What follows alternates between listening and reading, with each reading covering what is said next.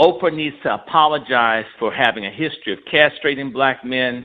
She needs to admit that she's gay and that she likes women, and that's where she's coming from, and stop acting as if she's some heterosexual woman who loves Stedman and that she's an objective critic of what goes on in the black community instead of being a pro-abortion, pro-LGBTQ, pro-anti-family agenda that she's been on for the last 30 years. And on top of that, she needs to apologize for being a hypocrite because she had that school in South Africa where she hired women that rape girls. She needs to apologize for being a hypocrite because she had that school in South Africa where she hired women that rape girls. Allegedly. Oprah is that one. She needs to apologize to black men and to black people, and she should come out of the closet, say, I'm a gay woman. I've been a gay woman most of my life. And she should be honest. One of my aunties is cousins to Oprah. Oprah has lied her entire career about how her family is. Also, I have another auntie who worked with her in Baltimore. So I know folks who know Oprah. And so my thing is, frankly, she's a fat girl from Mississippi that made good, and we're happy. But to use all of her wealth and fame to kiss certain people's behinds and castrate and victimize black men is outrageous. And so she's headed for a fall. If she doesn't shore up her relationship, something that has never happened before in black history is for black men to hold black women accountable over a treachery like she is. She will be the first. She will be a historic precedent of black men taking down a black woman icon. Never happened. She's on her way to being the first. In fact, they're already building her up to be the female Bill Cosby. So her answer is, as I said to Bill Cosby's assistant, Bill Cosby needs to apologize about the pound cake. Oprah needs to apologize for having a history of castrating black men. She needs to admit that she's gay and that she likes women, and that's where she's coming from. And stop acting as if she's some heterosexual woman who loves Stedman and that she's an objective critic of what goes on in the black community instead of being a pro-abortion, pro-LGBTQ, pro-anti-family agenda that she's been on for the last 30 years. And on top of that, she needs to apologize for being a hypocrite because she had that school in South Africa where she hired women that rape girls. And she's been silent. So when women rape women, it's okay. Or when she stole Greenleaf from Jenkins, she's a thief. She's mistreated people, and folks know this about her. And she has a heavy degree of black self-hatred. She's going to end up imploding. That's one. So I liked her better when she was fat and humble. The richer she's gotten, the more venal, the more nasty, the more anti-black. Her movies aren't any good. She's no good. Now, who else? Michael Jordan needs to fess up. Wait, 1 second. You said she stole Greenleaf. Can you clarify? She stole Greenleaf. This is, you know what? Call the bishop. Call Bishop Earl Carter down in Fort Lauderdale, Florida. He has a whole interview of the person that Oprah stole this thing from. This person gave it to her to read, and Oprah has stolen a book that already exists. Greenleaf is a fraud. Oprah is a fraud, and she stole it from a black man. For all the stuff she says about black men, she doesn't mind stealing their intellectual property. Oprah's money has hidden this from getting out. It's a lot of stuff that can't come forward because certain black people that have, or certain rich white folks do something to someone black. Like I have my cousin listening to this. He wrote up Avatar. It got stolen from him by Cameron. That people who produce stuff, they get ripped off, they get robbed. You know, Oprah never did my cousin's story. They could have found this stuff out. They know about it. I mean, so Oprah's a part of the problem. So I don't care how rich she is. Mobutu in the Congo was rich and he was destroying his people. So rich and famous, disgust me. In fact, black folks need to get over kings and queens. Kings and queens did business with white folks that got us put in shackles and shipped over here. We don't need any kings and queens. We need great men and women of character, culture, purpose, and of religious dedication to principles like the Ten Commandments and the Sermon on the Mount. That's what we need. We do not need Oprah. She is absolutely one of the worst people that our community has produced. And as for me, just take her film Selma. Her cousin, Dr. Colia Clark from Mississippi, was one of the originators of the Selma Project. She was attacked 8 months pregnant by the Birmingham Fire Department and water hose 8 months pregnant across Kelly Ingram Park. Oprah knows this. Oprah knows her own cousin. She didn't even have a character that resembled her cousin who originated that movement in Selma. What a fraud. So Oprah doesn't deal with certain folks because if it came into the open, there are a whole lot of folks who are sick of her. I don't care how many people she gives cards or co-texts to. She's betrayed our people. She's consistently attacked black men. She supports mass abortion, which has been targeted at our folks to keep our population from growing. That's a lot of reason the black community is dying. She's been for it. Oprah is silent. We have an AIDS epidemic all over this country among black gays. Why won't she talk about it? Because she doesn't give a damn. And they call her out. She's got her tongue in Weinstein's ears, who actually wanted to rape Lupita. She was smart enough to say no. She's friends to people who traffic and abuse women. Yet every time you turn around, and these are white men that abuse and hurt women are her friends. And every black man that she can somehow attack or dig up dirt on, whether they're in the grave or out, she's there front and center with her big fat mouth. She should remember what happened to Michelle Wallace, who wrote that book about black macho and superwoman, whatever it is. This book she didn't even write. This white woman who's a feminist, not Betty Friedan. I always forget this woman's name. There's one of these white feminists who wrote the book to attack black men. And in fact, the CIA is involved in this feminism to destroy the black community by weaponizing black women against black men. And we're seeing this every time someone kills someone or folks abandon each other. Oprah's part of the problem. And I didn't always feel that way, but I'm just sick of her. In fact, Obama, who she introduced to us, we should have known he was no good because he came to us through her. In fact, white people haven't forgiven her for Obama winning. She should understand there are a lot of people that can't stand her. And for good reason for some, for racial reasons for others. And why do you think this is, she's doing this in 2019? It seems that she and Gail have partnered up. They're tag teaming. Why 2019 versus any other year? I mean, they've been doing it the whole time. Why not? I mean, Oprah's been pretty consistent. But I mean, like Michael Jackson and then R. Kelly and now Russell Simmons. So if because the people that well, I mean, think about it. If 2019 is some special year for black people, certain folks don't want it to be a year of reflection or celebration for black people if we should celebrate. They want to bring up all the dirt on the black community. And they have their dumpster diver, their chunky dumpster diver, Oprah Winfrey. Like I said, she's a fat girl that made good who forgot where she came from or doesn't want to know.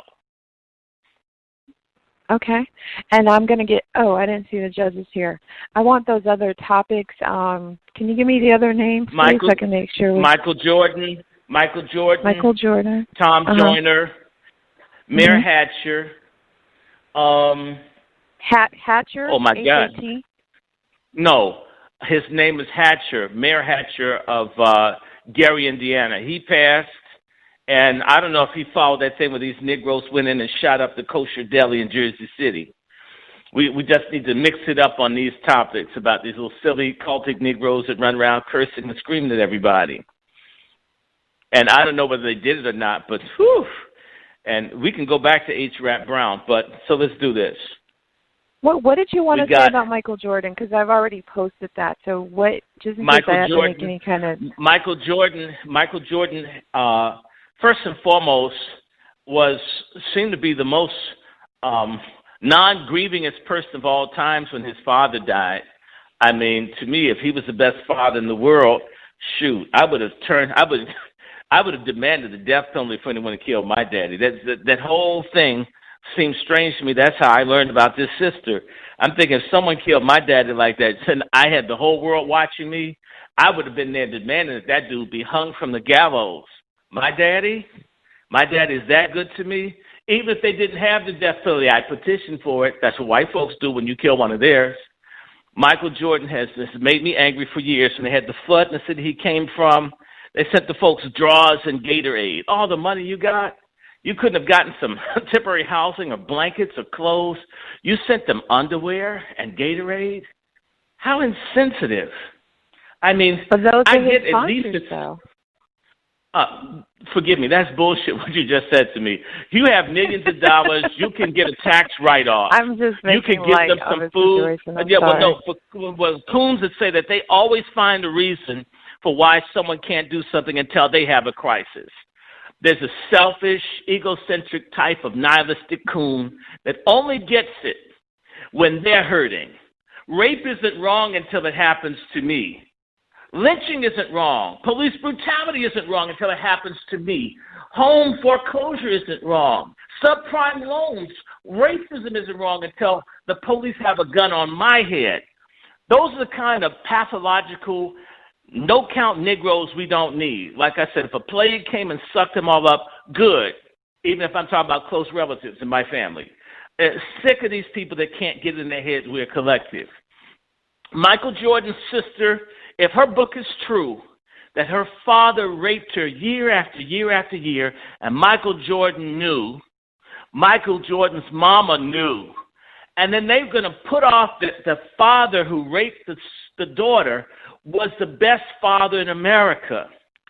Why would you make one of your own live through that kind of hell, to have to walk around and you have such a wonderful father? Can you imagine being raped for years by your dad and everyone tell you what a great father you had? That's driving the person out of their mind. And they not can't only go and raped her, but he literally took her virginity. Like, that's so precious. Do you know what I mean? So it's like, yeah, well, even worse. He wanted to be first. Got his off the top. And then to have her mother, per the article that you sent me and the little research that I was able to do before the mother show, hates the daughter, and the mother her. has alienated the daughter, and the daughter's been blackballed and punished, and everybody's afraid of her because what happened? She was able to hold in all the abuse, the violation, and all of that, but when they made him the best father in the world, she couldn't hold the pain in. Yeah, they made her out to be a traitor. Do you think her mother hated her because her father? No, I think her? I'm going to say this. There are a whole lot of black mothers and black women out here that sit back and they let their boyfriends or whoever molest the children, boys and girls, and they see that as the child's problem. And they don't get in it. In fact, they attack and blame the child if they try to tell them anything. And there are a whole lot of women who are enablers of molestation and abuse, and many women that are molesters and abusers. But they get a pass because we live in the age of feminism, where women are always good, even if you bring over strangers and get high and leave them with your children.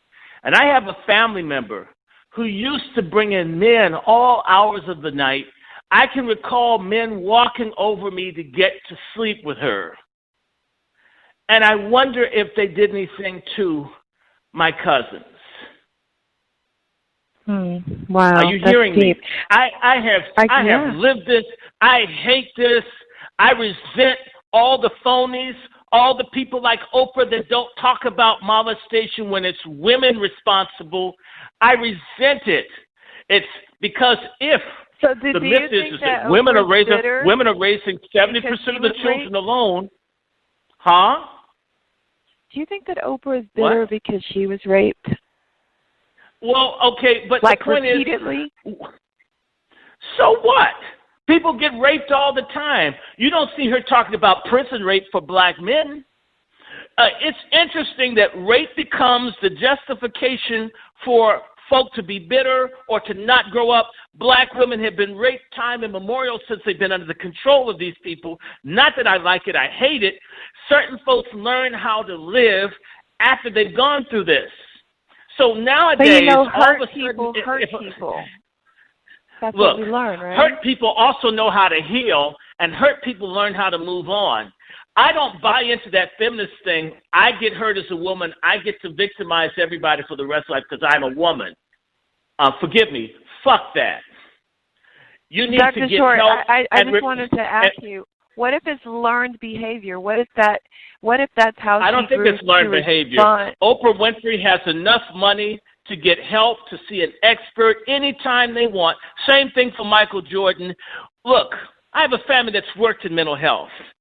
There are lots of people who refuse to go and get help. And it shouldn't be a taboo in our community, but a lot of folks don't want to admit they have a problem. And we live in a community where we don't come after people for what their problems are, because what we now do is just, if we deny there's a problem, if we deny we have an epidemic of children being raped or sodomized or molested, if we just don't deal with it, it'll go away. Like racism and injustice is just going to go away. I can't believe in 2019 we're still dealing with racism. We have a juvenile, idiotic, evasive thing that if you've got a problem, you damn sure better solve it or it's going to sift you. So Oprah, who's put herself up on a pedestal as a spokesperson for women, she should have gotten her ass together decades ago. How dare someone claim to be a preacher or a teacher or a healer or a leader and not try to get their stuff checked? So that means if you have all that garbage festering inside of you, then you're going to spew it out to everyone that you can listen to, which is what she does. She has a responsibility. Okay. To whom much is given, much is required. For these types of feminists and these cool men like Jordan, to whom much is given when it comes to black people, bull is required. BS is given in exchange or instead of, what they should do. Oprah Winfrey is a disgrace. And Michael Jordan, to let his sister suffer. She's got children, so this is now 2 generations of suffering and dysfunction. You got all this money. You gamble $200,000, $300,000, $400,000 at a time with fat white dudes with stogies and ugly plaid jackets that look like they sell used cars in Pensacola, and you couldn't put any of that on getting your sister's life together. It says he doesn't give a damn, the same way he cheated on his first wife. He dealt with her like you would deal with a mule. And now he's with the white woman. Now he's all cool. My God. And so, and he sits back and laughs. He invests in private prisons to lock up the same kids who sell dope to buy the shoes with his name on it. What an ungrateful bastard. And you know what? I'll just put it out there. How come nobody talks about Ahmad Rashad anymore? Ahmad Rashad was really tight with Michael Jordan. What has Mike done for Rashad lately? What happened to that? Why did Felicia Rashad leave Ahmad? Does Michael Jordan know? Just asking. All right, at this time, I'd like to welcome Jessica Brown. Starting with Oprah. Okay, if you want to see what Oprah's about, visit our headquarters sometimes in L.A. You go on the first floor, you'll see a little gay boy flouncing around dressed like Michael Jackson. You'll see 2 little lesbian sisters with shaved heads and bib overalls and work boots. And everybody else that works in the building is a 40, 50, 60-year-old white lesbian. When Roger King died, her investments went kind of weird, and that home that he had just started up for her went downhill. And it's been bought twice, and the latest consortium is basically white lesbians who are pushing on the work that has been discussed. I'll leave that. Michael Jordan, I don't know, but I'll say this, just because his sister makes the accusations doesn't make them true. Now, I will have to say that from long experience with the criminal justice system, I have extensive experience with some sister or daughter who's claiming molestation and actually had the perpetrator wind up in jail, comes forth and say it wasn't true. She had another motive, and when you hear what the motive is, it varies. You say, this person needs to be out of jail or does not need to be in jail, can't make bond. So we have this thing called presumed innocent until proven guilty beyond a reasonable doubt, and it's a worthwhile presumption. And I think sometimes before we take accusations on people for the face value thereof, that's a thing that we need to be very cautious about. Now, I don't know, Dr. Short, whether the sister is telling the truth or not. I just say it's an interesting accusation.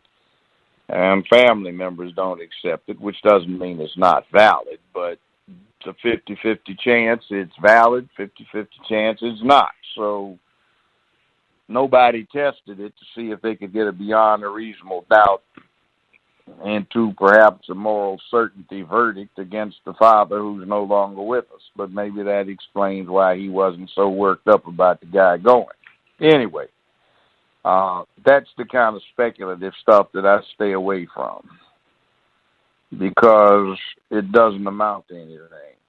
Now, did Michael Jordan give money away from people? Maybe. Maybe not. Should he? Maybe yes, maybe no. Sometimes that giving away money gets deep off into feed a man a fish or teach him to fish. So it is what it is. So, Judge, regarding Oprah, why do you think that she's moving with such a salacious, concentrated effort to victimize Black men in 2019? Do you think it has anything to do with the fact that this is President Trump's last term? She was required to. First time I met Oprah was in 1973. She was just getting out of TSU. She wouldn't remember me, but she used to work for a young lady that I was dating at the time that had a talk TV show with WSM-TV in Nashville, Tennessee. And Oprah has acted very consistently over the intervening, 46 years, with what I saw when she was just getting out of college. So I'm not surprised. I think she's a bitter woman, and she's got a lot of demons in her closet. That's what it's about. Okay. Somebody's sexuality is their business until they start putting it into the public domain and start trying to dictate to the public what they ought to do. Commensurate with that person's LGBTQ orientation rather than what the public wants. See, they say you need to be able to do what you want to do. Well, we kind of want to do that too, but they kind of try to stop it. And it's a case of all are supposed to be equal, but some more equal than others. That's from Orwell's Animal Farm, where all the animals were equal, but the pigs were more equal than other animals. Same kind of thing. It's hypocrisy, and that's the driving engine. And what the driving engine is about is self-hate. See, Black people, I keep saying this, back in the 60s, they got tired of decades and decades of hating self and only looking at, things like what it was the saying, if you're white, you're all right. If you're yellow, you're mellow. If you're brown, stick around. If you're Black, get back. See, that kind of crazy attitude permeated Black thought. So we got tired of it. We developed a thing called I'm Black and I'm proud. James Brown exploited it, but he didn't invent it. I'm Black and I'm proud. And this group of people, LGBTQ, they hate what they are and they hate what they want to be. And they are permeating, causing that self-hatred to once again permeate through the whole society. You know what a caricature is? It's like when somebody does a political cartoon that exaggerates the aspects of something. That's what they do. The gay pride parades and all that other stuff, they're caricatures that they push. And the caricatures, when analyzed, reflect self-hatred. And I don't think the Republic, Black people in particular, need that self-hatred. And we have a problem with homosexuality that is unsung, unmentioned, and hidden under the carpet, and that is what happens in the prisons and the jails and what gets brought out of them. That sagged and bagged style is so ubiquitous. That first time I saw it was in 1980, was a sign that it was a short-termer in an institution where there were long-termers and lifers. And they wanted some, excuse the term, man pussy, so they were making the dude in a man meat by wearing them low slung like that, so when the guards weren't around, they could bend them down, pull them down, and get down. And that's basically what it is. And it came out of the penitentiary. The first time I saw it was summer 1980. I was working on a delayed appeal from a client I inherited from a dead law partner. So I saw it, and now I see it on the streets, and they don't even understand what it is. They're wearing their pants down low, and that thing about putting them down where they're below their butt line with the boxes up, that's just bend them over and pull the boxer top down and go get it on. So all right. That's come out, and that's permeated our community, so there's all kinds of stuff out there. Okay. Do you guys want to... Oh, sorry. It's bad, and it's not healthy for anybody. Yeah, and we've got an epidemic of anal cancer, throat cancer, HIV, suicide. All of this is coming with this. And Oprah and the others keep telling us how wonderful it is. And to me,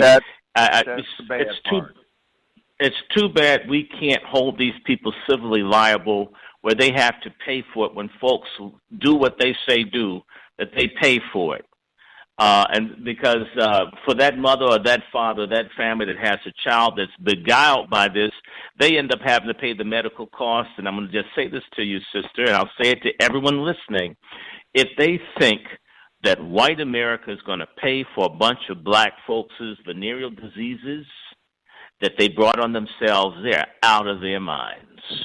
They're going to let folk die, or folks are going to live like they did in that book by Richard Wright, The Outsider, like black folks once did when folks had syphilis and nobody talked about it and everybody knew it was going on. That's how we dealt. We just sit back and let folks die in our midst quietly and not talk about it. The other thing I'll just say again, Oprah and Gail, since it's so cool to be out there, her, John Lewis, and all the other people should just declare their loyalties to LGBTQ and leave us alone that want to be black.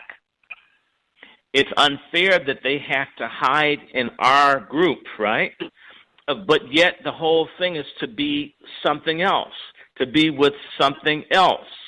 It's the same as when you meet white folks who disgrace themselves. You know what I'm talking about, Judge. Down in the South, white folk who fell out with white people would then go over to the black side of town and live among black people because they would be well received.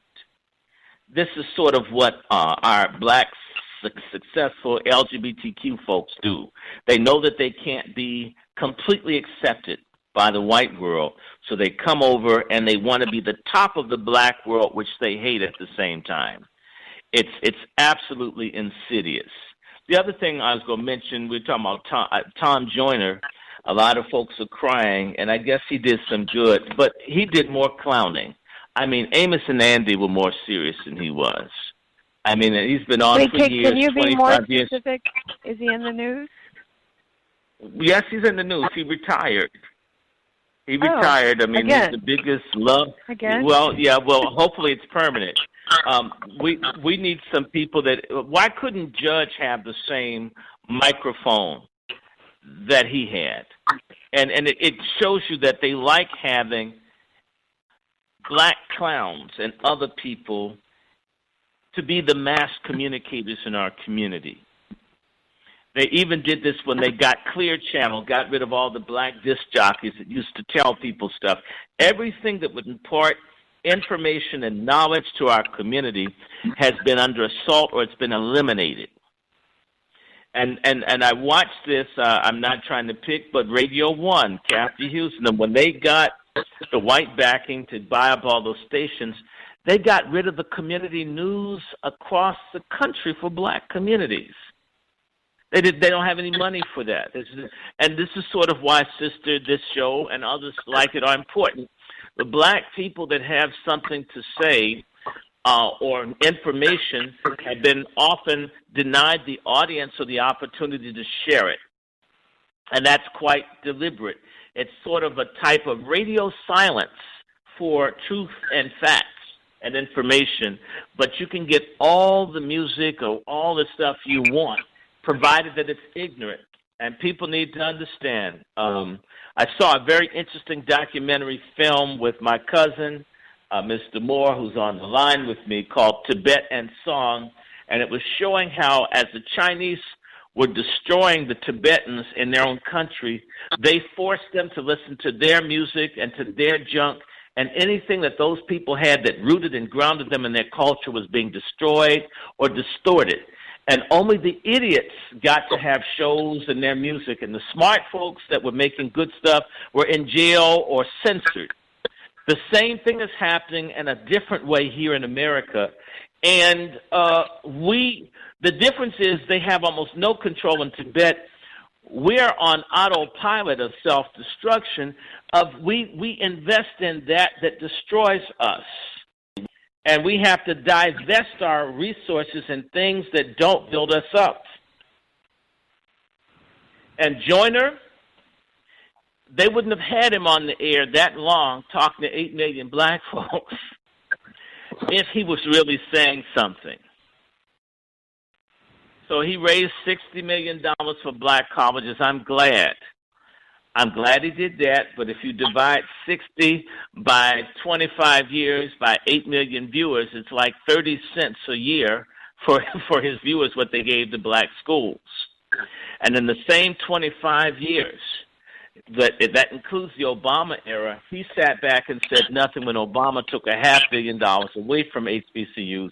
He said nothing when Obama got rid of or made it almost impossible for a large number of black kids to go to college. He didn't say anything. And we can go on, and his shows never talked about the corruption at the HBCUs and the folks stealing and so forth. But we are very big as a people at celebrating mediocrity. And you can be a great person and still be mediocre. You can have 1 million, 10 million, 100 million listeners and say nothing and be popular. And this is a problem that we have. So he's a rich man many times over, but what could have been, which wasn't going to be, because that's not where he's coming from, and that seems to be where a lot of black folks prefer what is safe, what is shallow, what is flashy and empty on the inside. We get people like Tom Joyner, and we also get people like Oprah Winfrey. You were talking about Mayor Hatcher in our previous conversation. On a scale of 1 to 10, do you give him a passing score as one of the early black mayors, or do you think that he didn't do what he could have done? I suspect he may have, but you might have a deeper insight. You were there on the ground when all that went down. Well, I don't have anything against him. He did what he perhaps perceived he could do within the limits of his perceptions of the problem, and also within the limits of political realities at the time. So there is that. Now,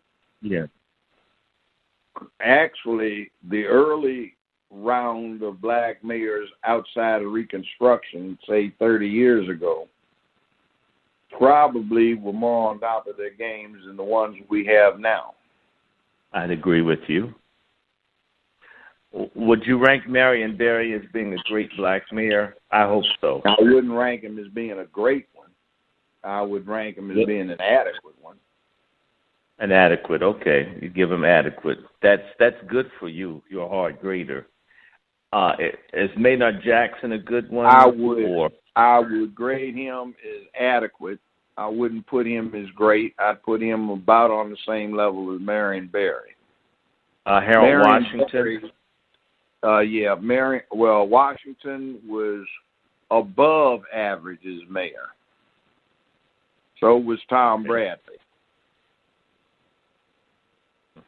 Now, what's a great mayor? I don't know. I haven't seen one that I would call great. Powerful? That doesn't mean you're great. That just means you have a lock on what's going on.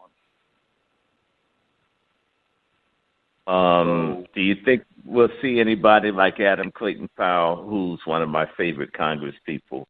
I don't know if you would rank him as Clayton Powell was good, but Adam Clayton Powell was too venal, and he was a crook. Had great prospects as a congressman. He did some foolish stuff. He did some crooked stuff. That's the same thing with Barry. Barry had a problem. He had a drug problem, and he was chasing Nookie, and Nookie and the drug thing got crossed up, and he got set up. See, when you get in these positions, that's like what you see with, you get in these positions, they're going to have you under a magnifying glass. They'll invent something to jack you around. So it would be in your best interest to toe the line when it came to illegality. They threw a mayor in Atlanta down in jail because he was going for a scheme. He got involved in what was a scam. They tried to get the Memphis mayor at the time, and he said, no, that doesn't look cool. I'm not in it. Real quick, can you guys break down what happened to Bill Cosby? He appealed, and it was denied. Can you revisit that? Well, I really am troubled by what happened. It isn't the end of the matter. He can go to federal court, try for a habeas corpus. I hope they do, and I hope it's not a matter of some punk lawyers talking about he doesn't have the money to go forward. But I'm offended because they ran rampant, just trod over the Bill of Rights, particularly the Fifth Amendment, some other things. The judge, I thought, was disgraceful in terms of the way the courtroom was handled, the public publicity was handled, the way the jury was handled. I thought it was a disgrace and a shame. But this thing is being spread nowadays about if you've got a worthy objective, then the rules don't apply. So I'm offended. And the other thing, too, I don't like what the judge did. He deliberately, it looks like, was deliberately and intentionally dilatory in turning in what he had to turn in a timely fashion so that the appeal could have been prosecuted. So win, lose, or draw, Cosby would spend more time than was appropriate. Was the appeal judge the same as the trial judge that he had? No, that was a motion for a new trial. His appellate process is not yet exhausted. Because the judge denied the motion for new trial. Yeah, the judge he had in the trial had lit a man who molested a boy for a whole year in public school, with government property, raped a boy for a year. That man didn't even have to go to jail. He shook his hand and hugged him after trial. That worked up over abuse. That's oh my God. Yeah, but that trial, the Cosby trial, is a classic exemplar of what can go wrong with the American justice system. And the other thing too, the jury contact with the outside world and the express thing about the book deal and the movie deals and all this other stuff, that is troubling. The influence the film mob had on that whole thing was very troubling. It looked like something out of the 1930s or 40s in terms of this being done to black people.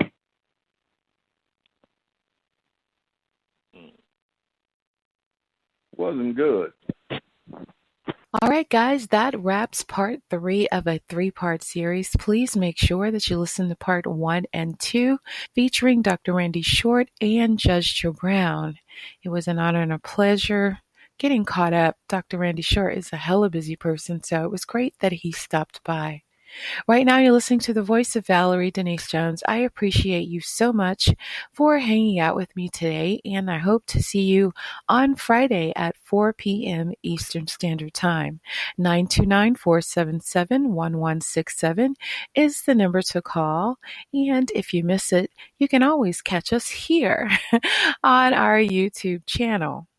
All right, so that's it for me. I'm going to toss it back to Dr. Randy Short.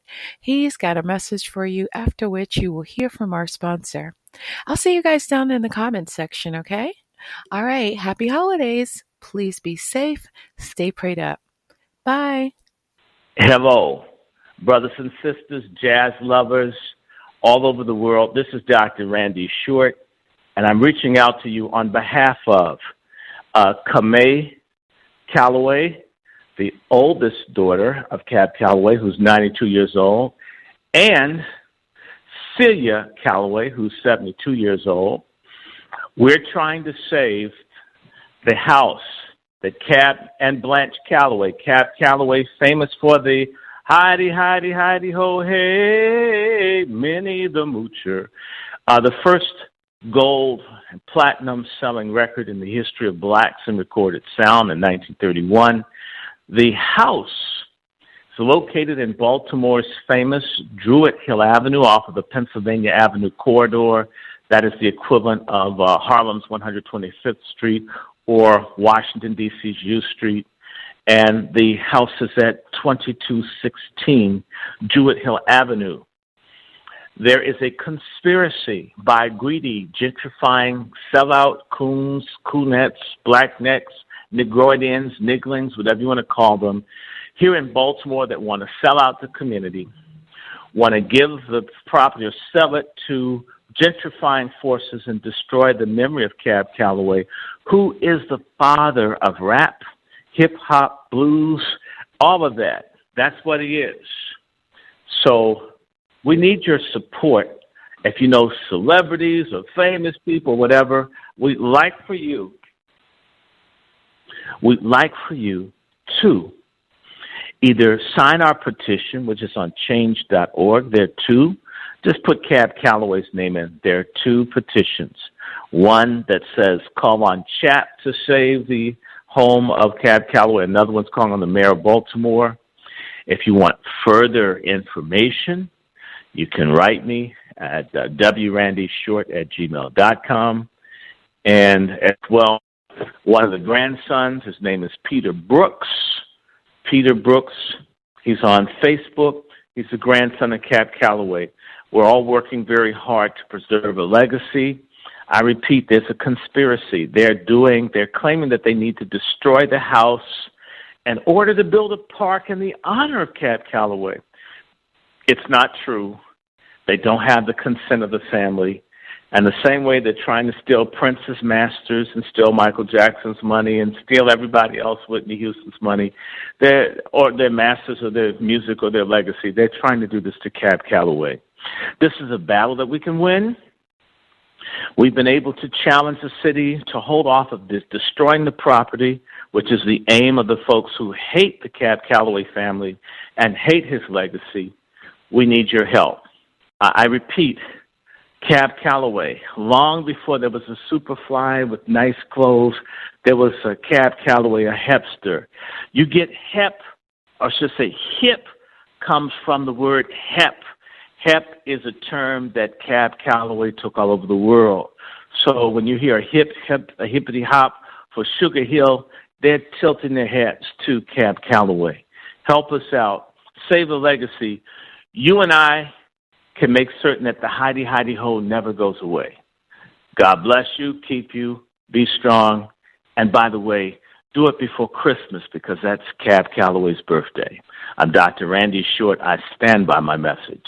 Today's live broadcast was sponsored by myoliveleaf.biz. myoliveleaf.biz. Hey guys, this is Valerie Denise Jones. Happy holidays to you.